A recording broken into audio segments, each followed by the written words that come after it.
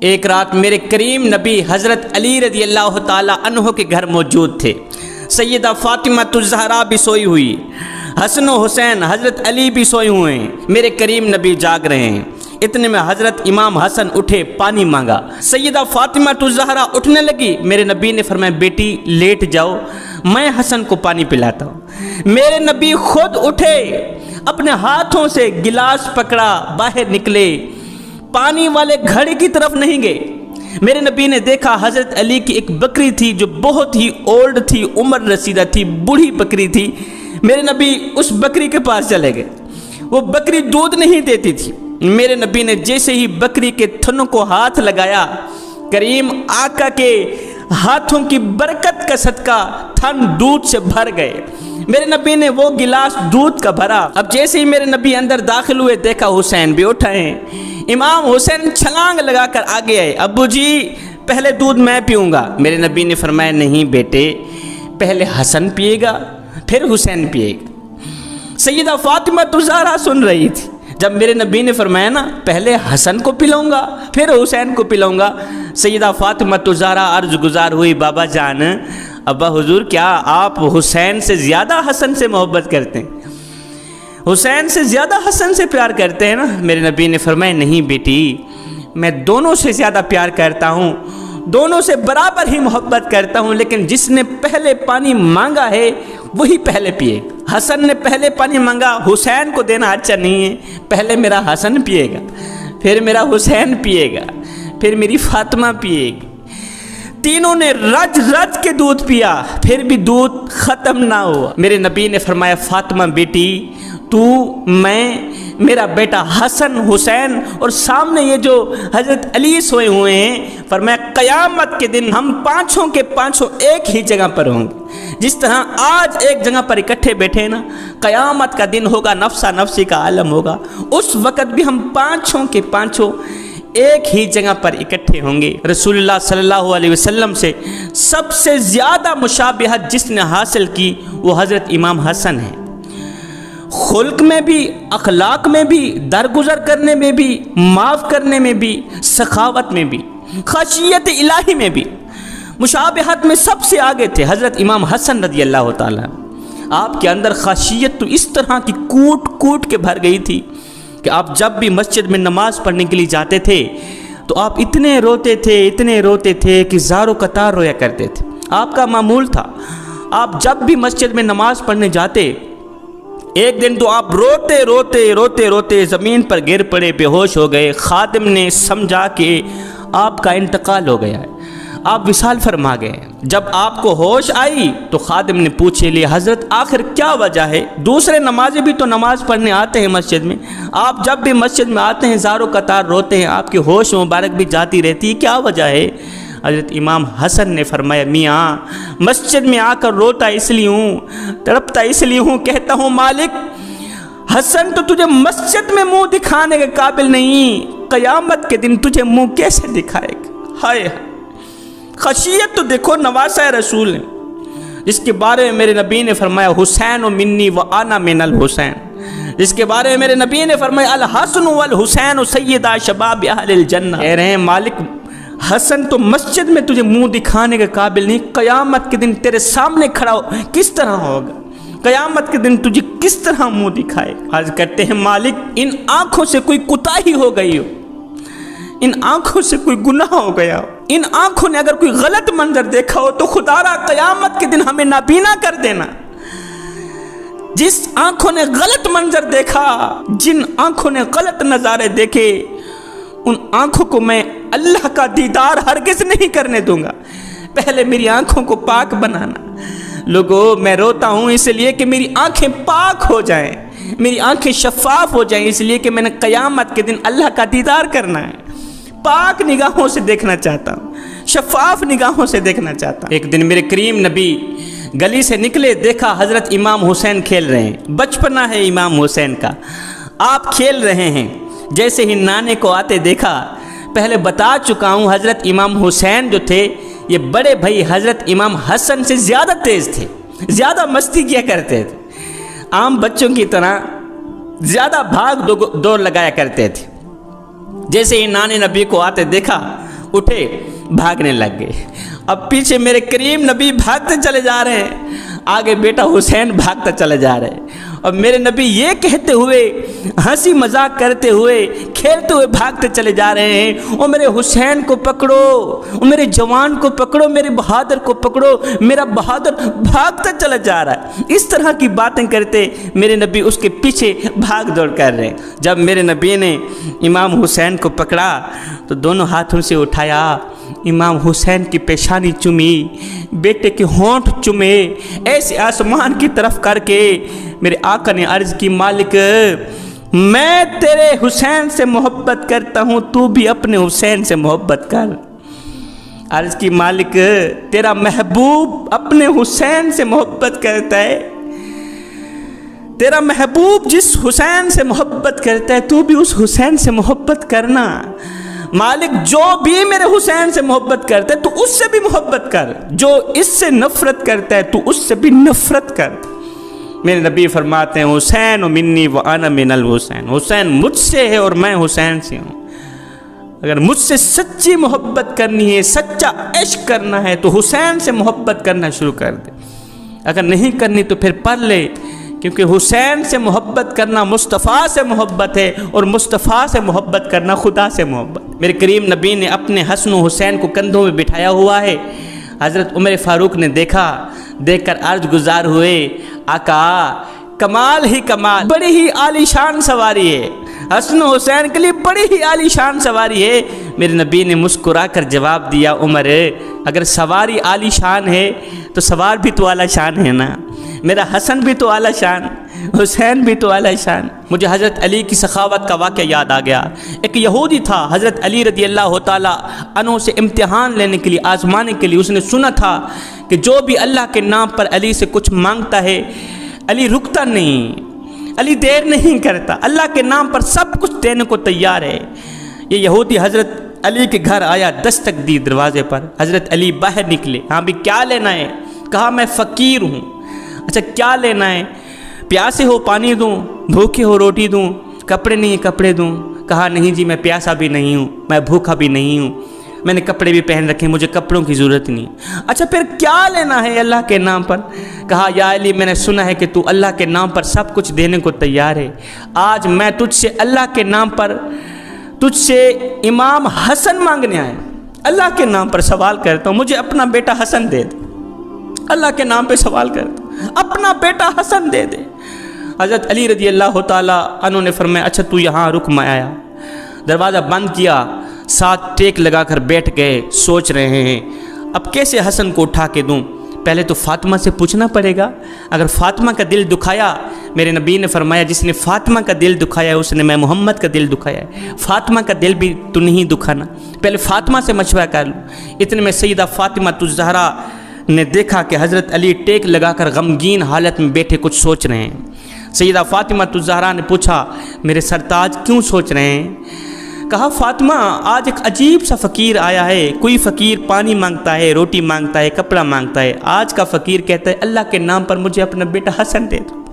سیدہ فاطمہ الزہرا نے آگے عرض کی او میرے سرتاج، فقیر نے اللہ کے نام پر سوال کیا، اللہ کے نام پر ہم سے ہمارا بیٹا حسن مانگا، اس خدا کے نام پر ہم سے سوال کیا جس کے نام پر ہم مر مٹنے کو تیار ہیں۔ سیدہ فاطمہ الزہرا نے دونوں ہاتھوں سے بسم اللہ پڑھتے ہوئے اپنے بیٹے حسن کو اٹھایا، سیدنا علی کی جھولی میں رکھ دیا، کہا جاؤ اللہ کے نام پر مانگنے والے فقیر کو دے آؤ۔ حضرت علی باہر نکلے، کہا یہ لو میاں تو نے اللہ کے نام پر حسن مانگا، یہ لو بیٹا لے جاؤ۔ ہائے یہودی کی چیخ نکل گئی، قدموں پہ گر کر کہنے لگا حضرت میں کون ہوں تم سے تمہارا بیٹا حسن مانگنے والا؟ میں یہودی ہوں، تمہیں آزمانے آیا تھا کہ دیکھتا ہوں اللہ کے نام پر کچھ دینے کو تیار بھی ہیں یا نہیں۔ حضرت علی نے فرمایا او یہودی یہ تو ایک حسن ہے، ہزاروں حسن ہوں اللہ کے نام پر قربان کرتے ہیں۔ قدموں پہ گر کر کہنے لگا حضرت اب مجھے خالی ہاتھ واپس نہ بھیجیں، مجھے کلمہ پڑھا کے اپنا غلام بنا۔ میرے کریم نبی کمرے کے اندر بیٹھے روتے چلے جا رہے ہیں، میرے نبی کی آنکھیں چھم چھم برس رہیں، آہستہ آہستہ یہ رونے کی آواز بلند ہوتی گئی۔ حضرت ام سلمہ رضی اللہ تعالی عنہا نے جب سنا تو دوڑ کر گئی کمرے کے اندر، دیکھا ایک عجیب سا دردناک منظر سامنے آیا۔ دیکھا کہ میرے کریم نبی اپنے لخت جگر نور نظر اپنے نواز حضرت امام حسین رضی اللہ تعالی عنہ کو اپنے سینے سے زور سے لگایا ہوا ہے اور زاروں قطار رو رہے ہیں۔ آقا کی آنکھیں چھم چھم برس رہی، چشمان اقدس سے آنسوں کی لڑی بہہ کر رخساروں کو چھو رہی، میرے کریم نبی روتے چلے جا رہے ہیں۔ حضرت ام سلمہ رضی اللہ تعالی عنہ نے عرض کی، آقا خیر تو ہے، آپ کیوں رو رہے ہیں؟ اے میرے کریم نبی، آخر کون سی وجہ بنی رونے کی؟ میرے نبی نے فرمایا، ام سلمہ ابھی تھوڑی دیر پہلے حضرت جبریل علیہ السلام تشریف لے آئے تھے۔ جبریل علیہ السلام نے مجھے اللہ کا سلام دیا اور بعد میں کہا کہ آپ کے یہ جو بیٹے ہیں، آپ کے لخت جگر نور نظر، آپ کی آنکھوں کے تارے، ایک وقت آئے گا کربلا کی سرزمین ہوگی، اس کا گلا کچھ لوگ کاٹ لیں گے، سر تن سے جدا کر دیں گے، ان کی زلفیں خون سے لت پت ہو جائیں گی۔ یہ جو گلا ہے نا، جس کو آپ دن میں 1 مرتبہ نہیں 100 مرتبہ چومتے ہیں، اس گلے کو کچھ لوگ کاٹ ڈالیں گے، اور یہ جو زلفیں ہیں، یہ زلفیں خون سے لت پت ہو جائیں گی۔ جب میں نے پوچھا جبریل وہ کون ہوں گے، تو جبریل نے عرض کی، آقا وہ کوئی اور نہیں ہوں گے، وہ آپ کے ہی امتی ہوں گے، وہ آپ کے ہی کلمہ پڑھنے والے ہوں گے۔ ام سلمہ، میں اس لیے نہیں رو رہا کہ میرے دین کی خاطر میرے حسین کا سر تن سے جدا کر دیا جائے گا، میں اس لیے نہیں رو رہا کہ میرے دین کی خاطر اتنے بڑے بڑے امتحانات بھگتنے پڑیں گے میرے حسین کو، نہیں، میں اس لیے رو رہا ہوں کہ میرے حسین کا گلا کاٹنے والے کوئی اور نہیں ہوں گے، میرے اپنے ہی ہوں گے۔ یہ بات مجھے تڑپا رہی، یہ بات مجھے رلا رہی۔ میں سوچ میں پڑ گیا، اگر اس وقت میرے نبی ہاتھ اٹھاتے، دعا مانگتے، مالک اس امتحان سے میرے حسین کو بچا لینا، تو کیا یہ امتحان آتا؟ ہرگز نہ آتا۔ کیا کربلا میں دردناک محفل سجتی، یہ منظر دیکھنے کو ملتا؟ کیا پھر میں آج مسلمان ہوتا؟ کبھی نہ ہوتا۔ میرے نبی نے دعا نہیں کی، بالکل نہیں کی، میرے نبی نے برداشت کیا ہے۔ میرے نبی کو پتہ تھا دین کی خاطر میرے لخت جگر نور نظر میرے پیارے بیٹے حسین کا سر تن سے جدا کر دیا جائے۔ کچھ لوگ کہتے ہیں کہ تم کہتے ہو نبی ہر جگہ موجود ہیں، تو پھر کربلا کی سرزمین پر نواسے کی مدد کے لیے کیوں نہیں گئے تھے؟ میں نے کہا نادان، کربلا کی سرزمین میں حسین ابن علی تربیت گاہ میں نہیں تھے، امتحان گاہ میں تھے، تربیت گاہ میں نہیں تھے، حسین امتحان گاہ میں تھے۔ اور سنو، امتحان گاہ میں مدد لینا طالب علم کی کمزوری ہے، مدد مانگنا جرم ہے، گناہ ہے۔ ہاں میرے حسین نے مدد لی تھی جب فاطمہ الزہرا کی گود میں تھا، جب علی کے آنگن میں تھا، نبی کے آنگن میں تھا، سب سے مدد لی تھی۔ لیکن سنو، ایگزامینیشن ہال میں مدد مانگنا طالب علم کی کمزوری ہے، جرم ہے۔ جب میرے پیر امام حسین کا سر سجدے میں تھا، آخری سجدہ، آخری نماز پیشانی سجدے میں ہے، امام علی مقام امام حسین مسکرا کر کہہ رہے ہیں، میرے کریم رب، میں تیری تقدیر پہ راضی ہو گیا ہوں، مالک تیری طرف سے جو دکھ آئے میں نے قبول کیے، خوشی سے قبول کیے، تیری طرف سے جو غم آئے میں نے خوشی سے قبول کیے۔ میرا اصغر پانی پانی کرتا چلا گیا، میرے اصغر کی خشک زبان پانی پانی کرتی چلی گئی۔ جب میں تیرے بندوں سے پانی مانگنے کے لیے گیا تو انہوں نے مجھے پانی کا گھونٹ تو نہ دیا، میرے اصغر کا خون نہ چھوڑ کے دے دیا۔ مالک میرے اوپر اتنے بڑے بڑے امتحان آئے، دیکھ تیرا حسین مسکرا رہا ہے اور مسکرا کے کہہ رہا ہے، مالک تیری طرف سے جو دکھ آئے میں نے قبول کیے، جو غم آئے میں نے قبول کیے۔ 72 گھنٹے ہمیں پانی نہیں ملا، تیرے بندوں نے پانی روکے رکھا، تیرے بندوں نے ہمارے لیے پانی بند کر دیا، کھانا پینا بند کر دیا، میں نے یہ امتحان خوشی سے قبول کیا۔ مالک تجھے راضی کرنے کے لیے میں نے سب کچھ کیا، یہ بتا کہ تو بھی حسین پہ راضی ہوا ہے کہ نہیں ہو؟ امام علی مقام امام حسین ہمیں سبق دے کر گئے کہ اللہ کو راضی کرنے کے لیے اگر جان کی بازی بھی کیوں نہ لگنی پڑ جائے لگا لینا، اللہ کو راضی کرنا، رب کو راضی کرنے کی کوشش کرو جوانو۔ جب رب تمہارا ہو گیا تو پھر سب تمہارا ہو گیا۔ سنو، رب کے عشق میں، رب کی محبت میں، مدینے والے کے عشق میں ایک وہ مقام بھی آتا ہے کہ دعا تو رہی بڑی دور کی بات، انسان صرف سوچتا ہے اللہ پوری کر دیتا ہے۔ فرمایا رب کو راضی کرنا، رب کو ناراض نہ کرنا۔ اگر رب ناراض ہے تو ساری کائنات کیوں نہ خوش ہو جائے، کام نہیں بنے گا۔ گرمیوں کے روزے آتے ہیں، 12 گھنٹے پیاس سے دل تڑپنے لگ جاتا ہے۔ نادانو، تم 12 گھنٹے کی پیاس برداشت نہیں کر سکتے، میرے نبی کی اولاد نے 72 گھنٹے پیاس برداشت کیے، 72 گھنٹے پانی کی ایک گھونٹ تک نہیں نصیب ہوا، 72 گھنٹے پیاسے رہے، چھوٹے بڑے پیاسے رہے۔ پانی کو جو روکنے والے تھے وہ بھی کوئی غیر نہیں تھے، وہ بھی اپنے تھے، وہ بھی کلمہ پڑھنے والے ہی تھے، انسانوں کی شکل کے وہ درندے تھے۔ ہائے، زبان خشک ہو گئی، لب خشک ہو گئے، گلے خشک ہو گئے، لیکن صبر کا دامن نہیں چھوڑا، شکر کا دامن نہیں چھوڑا، اللہ کے سامنے شکوہ نہیں کیا۔ 6 ماہ کا علی اصغر ہے، زبان خشک ہوئی پڑی ہے، پانی پینا چاہتا ہے، اٹھا کر گئے یزیدیوں کے سامنے، یزیدیوں میرے اصغر کی، معصوم اصغر کی خشک زبان پانی مانگ رہی ہے، میرے اصغر کے لیے ایک گھونٹ پانی کا دے دو، دنیا میں میرے اصغر کے لیے ایک گھونٹ پانی کا دے دو، میں تم سے وعدہ کرتا ہوں قیامت کے دن میں تمہیں حوض کوثر کا جام پلاؤں گا۔ ہائے، ان ظالموں نے پانی تو نہ دیا، علی اصغر کا خون نچوڑ کے دے دی۔ 10 محرم کا دن مومن کو کبھی نہیں بھولے گا، اور یہ کوئی بھولنے والا دن ہے۔ حضرت سیدہ زینب رضی اللہ تعالی عنہا نے جب دیکھا 72 سر نیزوں پہ چڑھے ہوئے ہیں، کائنات میں اتنے دکھ کسی کو نہیں ملے جتنے دکھ حضرت سیدہ زینب اور زین العابدین کو ملے۔ کائنات کے سارے دکھ، سارے درد ترازو کے ایک پلڑے میں رکھ دیے جائیں، حضرت زینب کا وہ دکھ کہ جب اس کی آنکھوں نے علی اصغر کے سر کو نیزے پہ لٹکا ہوا دیکھا تھا، وہ دکھ ان تمام دکھوں پہ بھاری ہے۔ کائنات میں اتنے درد کسی کو نہیں ملے جتنے زینب اور زین العابدین کو ملے۔ حضرت امام زین العابدین رضی اللہ تعالیٰ عنہ ساری رات رویا کرتے تھے، تڑپا کرتے تھے۔ ایک دن خادم نے پوچھ لیا، حضرت آپ ساری رات کیوں روتے ہیں؟ آپ نے فرمایا، میاں یعقوب علیہ السلام کا ایک بیٹا یوسف گم ہوا تھا، بعد میں مل بھی گیا تھا، اس ایک کی جدائی میں یعقوب علیہ السلام 40 سال مسلسل روتے رہے، یہاں تک کہ نابینا ہو گئے، اور یعقوب تو ایک بیٹے کی جدائی برداشت نہ کر سکے، میں نے ان آنکھوں سے اپنے سارے گھر کو ذبح ہوتے دیکھا، میں نے ان آنکھوں سے علی اکبر کو قربان ہوتے دیکھا، علی اصغر کو قربان ہوتے دیکھا۔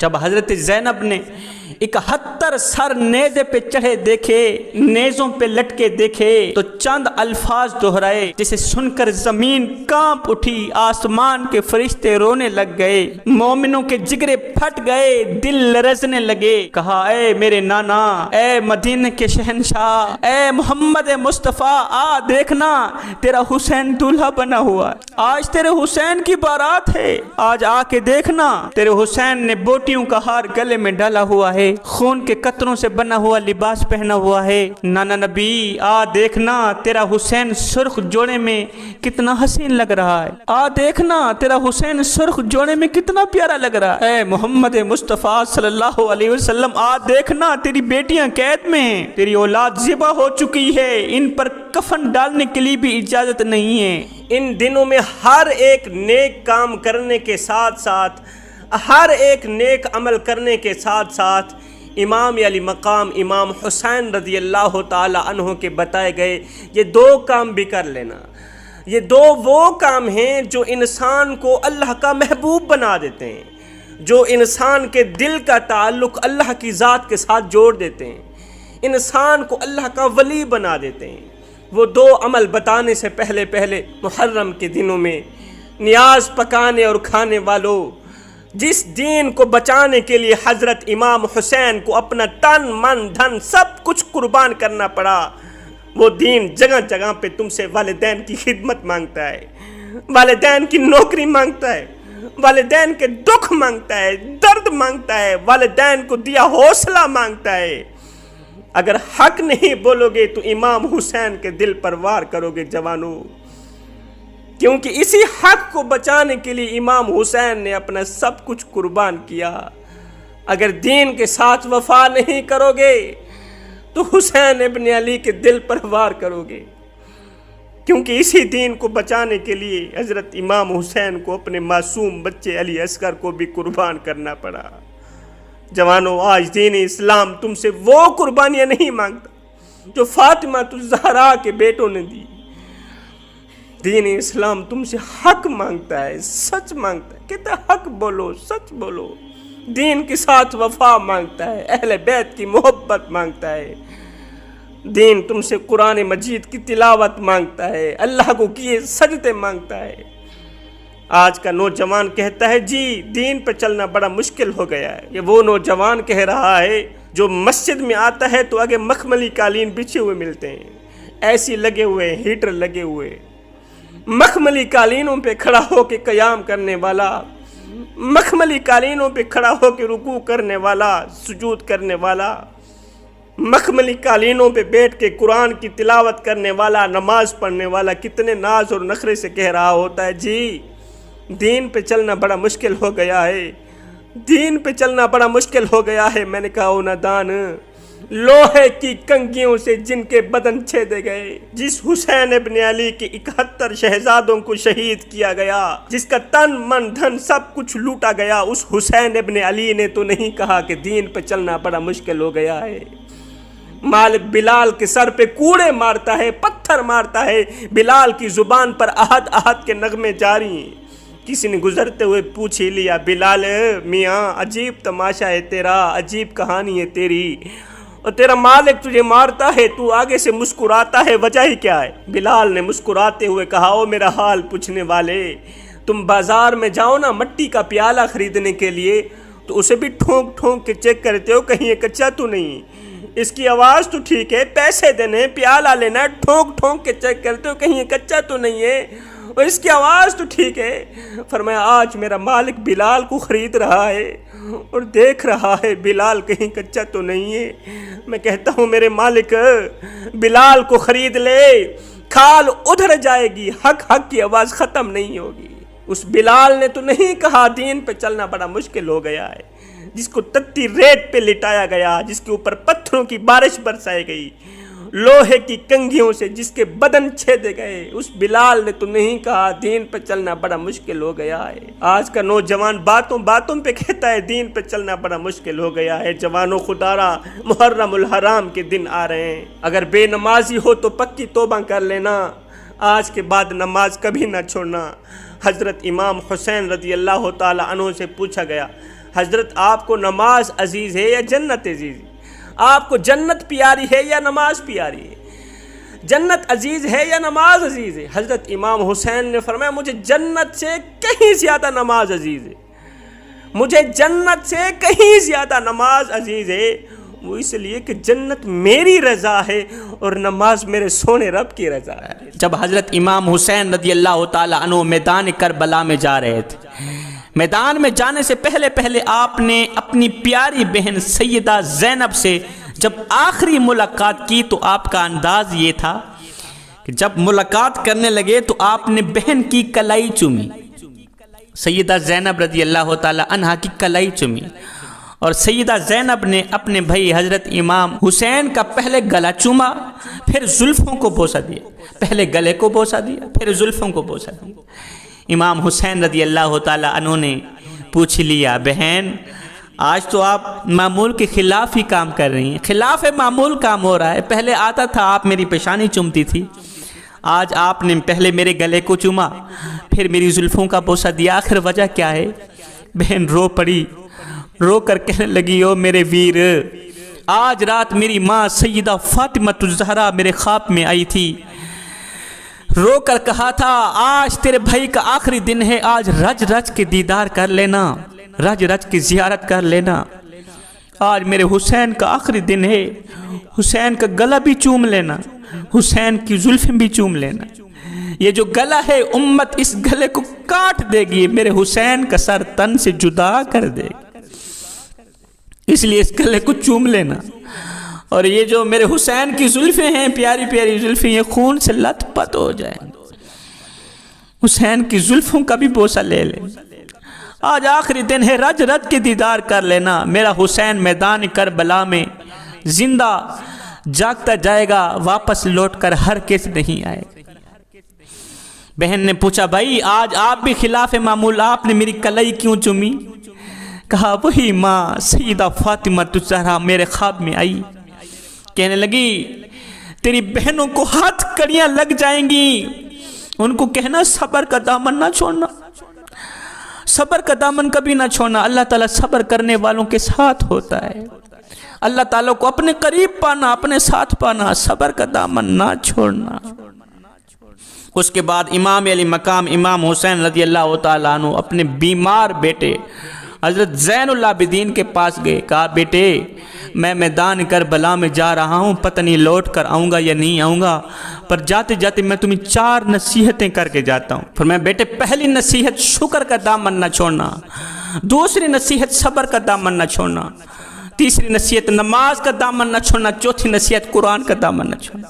ان 4 چیزوں کے دامن کبھی بھی نہ چھوڑنا، صبر کا دامن تو چھوڑنا ہی نہیں۔ دیکھ میرے بیٹے تیرے باپ امام حسین کے اوپر اتنے بڑے بڑے امتحانات آئے، بڑی بڑی آزمائشیں آئیں، بیٹے میں نے کڑیل نوجوان علی اکبر لٹا دیا، میں نے علی اصغر قربان کر دیا، اون محمد قربان کر دیا، قاسم کا شباب لٹا دیا، اون محمد سب کچھ میرا قربان ہو گیا۔ دیکھ میرے بیٹے تیرے باب حسین نے اپنے رب کے سامنے کبھی شکوہ نہیں کیا، کبھی کچھ شکوہ نہیں کیا مالک تو نے میرے ساتھ کیا کیا، نہیں بیٹے اللہ تعالیٰ صبر کرنے والوں کے ساتھ ہوتا ہے، صبر کا دامن مضبوطی سے پکڑتے رہنا۔ تو بیمار ہے اللہ تعالیٰ تجھے صحت دے گا، تندرستی دے گا، صبر کا دامن نہ چھوڑنا۔ ان بہنوں کا خیال رکھنا، میرے پیچھے جو لاوارث ہو گئیں، جو میں لاوارث کر کے سب کو چھوڑ کے جا رہا ہوں، ان کا خیال رکھنا۔ اس کے بعد امام علی مقام امام حسین رضی اللہ تعالیٰ عنہ گھوڑے پر سوار ہوئے، میدان کربلا میں اترے، دشمنوں کے صف میں اترے۔ امام حسین رضی اللہ تعالیٰ عنہ نے نیام سے تلوار باہر نکالی، ہوا میں لہرائی، ایسے لگ رہا تھا جسے آسمان کے سارے تارے تلوار میں سما گئے ہوں، ایسے لگ رہا تھا جیسے حیدر کرار کا بازو حسین کے بازو میں سما گیا ہو، ایسے لگ رہا تھا جیسے صدیق کی صداقت، فاروق کی عدالت، عثمان کی سخاوت حسین کے سروں پہ پہرا دے رہی ہو۔ امام علی مقام امام حسین نے جب تلوار ہوا میں لہرائی تو ایسے لگ رہا تھا جیسے سیدہ فاطمہ الزہرا نے دعا کے لیے ہاتھ اٹھا دے ہوں، ایسے لگ رہا تھا جیسے نانا نبی مدینے سے کربلا میں اتر آئے ہوں۔ امام علی مقام امام حسین رضی اللہ تعالی عنہ نے اپنی تلوار چلائی، تلوار چلتی رہی، یزیدیوں کے گلے کاٹتی رہی، فنار کرتی رہی، جہاں جہاں تلوار جاتی سر گرتے نظر آتے، دشمن فنار ہوتے نظر آتے۔ امام حسین کی تلوار چلتی رہی، یزیدیوں کے گلے کاٹتی رہی، فنار کرتی رہی، یزیدیوں میں ہل چل مچ گئی، سناٹا چھا گیا، اضطراب پھیل گیا، اور یہ کیا ہو رہا ہے، اسے روکو، اور کہیں تاریخ رقم نہ کر دی جائے کہ ایک ہی سپاہی نے لاکھوں لوگوں کو مار دیا، ایک ہی سپاہی نے کھڑے ہو کے لشکر کو گرا دیا، اور کہیں تاریخ رقم نہ کر دی جائے، اسے روکو۔ اس وقت کسی نے کہا حسین ابن علی ہمیں مدد کی اجازت دو، فرمایا ہرگز نہیں، یہ امتحان صرف فاطمہ الزہرا کے بیٹوں کا ہے، یہ امتحان علی کی اولاد کا ہے، اور امتحان گاہ میں مدد لینا طالب علم کی کمزوری ہے۔ ہاں میں نے مدد لی تھی جب سیدہ فاطمہ الزہرا کی گود میں تھا، میں نے مدد لی تھی جب علی کے آنگن میں تھا، میں نے مدد لی تھی جب تربیت گاہ میں تھا، لیکن سنو ایگزامینیشن ہال میں مدد مانگنا طالب علم کی کمزوری ہے، جرم ہے۔ پتہ چلا کہ امام حسین اس وقت درس گاہ میں نہیں تھے، امتحان گاہ میں تھے، اور بتا رہے تھے، دکھا رہے تھے، لوگوں دیکھو جس طرح نان نبی نے مجھے بنایا تھا میں بن چکا ہوں، سیدہ فاطمہ الزہرا اور علی نے جس طرح مجھے سنوارا تھا میں سنور چکا ہوں۔ حسین کی تلوار چلتی رہی، یزیدیوں کے گلے کاٹتی رہی، جہاں جہاں تلوار چلتی گلے کٹتے نظر آتے۔ یزیدیوں میں ہلچل مچ گئی، اضطراب پھیل گیا، سناٹا چھا گیا کہ اس تلوار کو روکو، کہیں تاریخ رقم نہ کر دی جائے کہ ایک ہی سپاہی نے سارے کے سارے لشکر کو مار گرایا۔ اور نادانو، جس تلوار کو پیاس نہ روک سکی، بھوک نہ روک سکی، علی اکبر کی لٹتی ہوئی جوانی نہ روک سکی، علی اصغر کی پیاسی زبان نہ روک سکی، قاسم کا لوٹا ہوا شباب نہ روک سکا، موت نہ روک سکی، اس تلوار کو تم کیسے روک سکتے ہو؟ حسین کی تلوار چلتی رہی، بھیڑیوں کی طرح یزیدیوں کے گلوں کو کاٹتی رہی۔ اب اس تلوار کو کوئی نہیں روک سکتا، اب اس تلوار کو کوئی نہیں روک سکتا، لیکن اچانک میرے پیر امام حسین کی تلوار رک گئی۔ اچانک میرے پیر امام حسین کی تلوار رک گئی۔ یزیدیوں میں خوف پیدا ہو گیا، خوف لاحق ہو گیا، سوچ میں مبتلا ہو گئے کہ جس تلوار کو بھوک نہ روک سکی، پیاس نہ روک سکی، موت نہ روک سکی، خوف نہ روک سکا، وہ تلوار اچانک کیسے رک گئی؟ وہ تلوار اچانک کیسے رک گئی؟ اس لیے کہ نماز کا وقت ہو گیا تھا۔ اللہ اکبر، نماز کا وقت۔ اے حسین ابن علی، آگے دشمن ہے، پیچھے دشمن، دائیں دشمن، بائیں دشمن، تلوار چلنی چاہیے تھی، تلوار کیوں روکی؟ فرمایا چپ کر، نماز اس سے بھی زیادہ اہم ہے، نماز میرے نبی کی آنکھوں کی ٹھنڈک ہے۔ سبق لے لو، سبق لے لو، تم لوگ کتنی آسانی سے نماز چھوڑ دیتے ہو۔ امام حسین زخمی ہے، زخموں سے چور چور ہے، نماز نہیں چھوڑی، تم صحت مند ہو کے نماز چھوڑ دیتے۔ 3 دن کا پیاسا ہے، نماز نہیں چھوڑی، تم شربت پی کے نماز چھوڑ دیتے ہو۔ بھوکا ہے، نماز نہیں چھوڑی، تم دن میں 5 ٹائم کھا کے نماز چھوڑ دیتے ہو۔ ہٹے گھٹے ہو، صحت مند ہو، نماز چھوڑ دیتے ہو۔ آج 5 دوست اکٹھے بیٹھے ہوتے ہیں، ادھر سے اذان کی آواز آتی ہے، مؤذن کہتا ہے حی علی الصلاۃ، چلے آؤ نماز کی طرف۔ ادھر سے ایک دوست کہتا ہے جی آج کل دین پہ چلنا بڑا مشکل ہو گیا ہے۔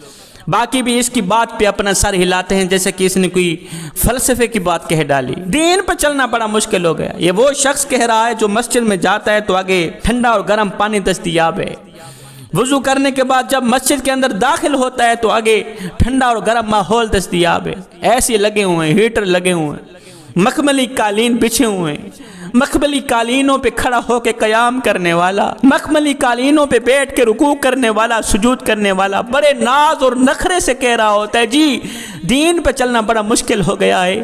میں کہتا ہوں صاحب آج دین تیرے لیے مشکل ہے یا کربلا والے حسین کے لیے مشکل تھا، جنہوں نے اس دین کے لیے اپنا تن من دھن سب کچھ قربان کر دیا، اون محمد لٹا دیے، کڑیل نوجوان لٹا دی۔ دین ان کے لیے مشکل تھا، یہ دین تیرے لیے مشکل ہے، اور جن کے لیے دین مشکل تھا انہوں نے تو کہا ہی نہیں دین پر چلنا مشکل ہو گیا ہے۔ تیرے اوپر کون سی ایسی آفت آن پڑی ہے کہ آج تو باتوں پہ کہتا ہے جی دین پہ چلنا بڑا مشکل ہو گیا ہے۔ نماز کا وقت ہو گیا، امام حسین کے آگے پیچھے دائیں بائیں دشمن ہی دشمن ہیں، تلوار اٹھا کے کھڑے ہیں۔ فرمایا نہیں نماز نہیں چھوڑنی۔ میرے پیر امام حسین نے قیام کیا، رکوع کیا، جب آپ سجدے میں گئے تو یزیدیوں نے کہا کہ اچھا وقت ہے کہ یہاں پہ ہی کام تمام کر دو، اگر یہ نماز سے فارغ ہو کر اٹھتے ہیں پھر ہمیں ماریں گے، پھر بجلی کڑ گی، پھر خیبر شکن کا بیٹا یزید شکن بن کر ابھرے گا، پھر ہمیں ذلیل کرے گا، رسوا کرے گا۔ موقع مل گیا ہے، سجدے میں اس کا سر تن سے جدا کر دو۔ ایک یزید نے تلوار اٹھائی، دونوں ہاتھوں سے فل زور لگا کے تلوار کی نوک آسمان کی طرف گئی، آسمان رونے لگا، دھرتی کانپ اٹھی، فرشتے رونے لگے، ایک دم رونے والوں کے دل لرزنے لگے، ایک دم فرشتوں میں ہلچل مچ گئی، روح نبی کو صدمہ پہنچا، حضرت سیدہ فاطمہ الزہرا کا دل ٹوٹا، علی کا دل ٹوٹا۔ این سجدے پر ایک ظالم آیا، اس نے ایسا خطرناک حملہ کیا کہ میرے پیر امام حسین کا سر تن سے جدا کر دی، سر تن سے جدا ہو گیا۔ انا للہ و انا الیہ راجعون۔ امام علی مقام امام حسین نے جب اپنی پیشانی سجدے پہ رکھی، مسکرا کر کہا میرے مالک میں تیری تقدیر پہ راضی ہو گیا ہوں، مالک تیری طرف سے جو دکھ آئے میں نے قبول کیے، تیری طرف سے جو غم آئے میں نے قبول کیے، مالک تیرے نام پر میں نے اپنا سب کچھ قربان کر دیا، مالک تجھے راضی کرنے کے لیے میں نے اتنا کچھ کیا، بتا تو صحیح تو بھی حسین پہ راضی ہوا ہے کہ نہیں ہو؟ انا للہ و انا الیہ راجعون۔